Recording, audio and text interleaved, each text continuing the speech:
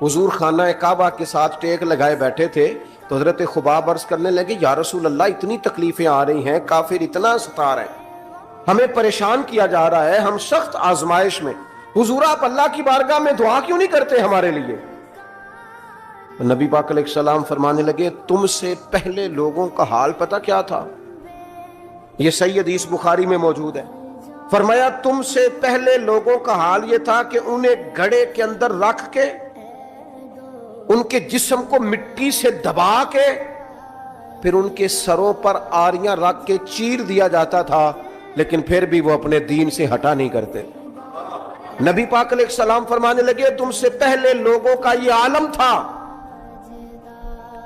कि उनके जिस्म लोहे की कंगियों से कुरेद दिए जाते थे, उनका गोश्त उतार दिया जाता था, लेकिन वो अपने दीन से हटने को तैयार नहीं होते।